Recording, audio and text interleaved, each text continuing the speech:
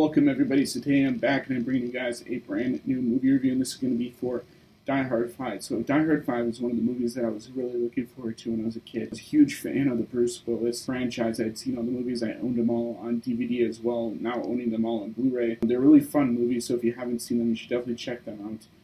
Probably one of the most influential action movies, just because a lot of video games and a lot of films have been inspired by the movies that I'm talking about here. And I've already reviewed the first Die Hard movie, but this movie is a special kind of case, and this movie is bad. This takes everything that we've liked from the original 4 movies and does them all wrong. You know, Bruce Willis is this cynical guy who's kind of a jerk in this movie. He's always screaming about how I'm on vacation and giving these really bad one-liners, and Die Hard has been pretty much known in the film franchise as being, a movie franchise that has really great one-liners, and they just completely dropped the ball on this film. I was sitting in the theater with my dad watching this, and I was so pissed off. I was so mad because the movie was not Die Hard. Bruce Willis finds out that his son is in trouble with the Russians, and so he goes to Moscow, Russia, and tries to stop whatever's going to happen from happening to his son. And along the way, he meets some thugs and some gang members that he's trying to defeat along the way, and they kind of thwart his plans, similar to what happens in the other Die Hard movies. But this movie, even the father-son relationship, it did not work with this film. This is a movie that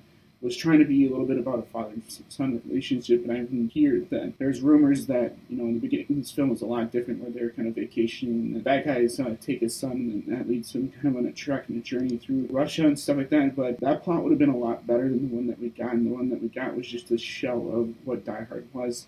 This is everything that's wrong with filmmaking, and that's why I'm going to be giving this movie a straight-up F. So it's really hard for me to give movies a straight-up F. I always go into movies trying to like this film. I always go into a movie trying to say, hey, I know this might not be as good as some of the other ones, but I'm going to go try and enjoy myself. And I really enjoyed seeing Die Hard 4 or Live Free or Die Hard with my cousin, who came over for July 4th weekend and we kind of went out and went and saw a movie because it's kind of a crappy day and there's nothing going on. So we're just like, oh, why don't we just go see Live Free or Die Hard? And that movie was a really great experience. I definitely want to review that and Die Hard with a Vengeance at some point. But that movie really disappointed me. Sitting in Die Hard 5, seeing the predictable plot, seeing all the stupid stuff that happened on screen with like the car chase, and you see John McClane taking a car and just going over other cars and stuff with it. It's just ridiculous stuff that would never happen in the previous Die Hard movie. While Live Free or Die Hard did have all this ridiculous stuff, it still felt real. It still felt like, Bruce Willis could do these things, and they just completely screwed up John McClane's character in this film. You see a couple of the returning characters from the original Die Hard franchise in this, but even they are a little bit better than John McClane and the new characters that they put in these films.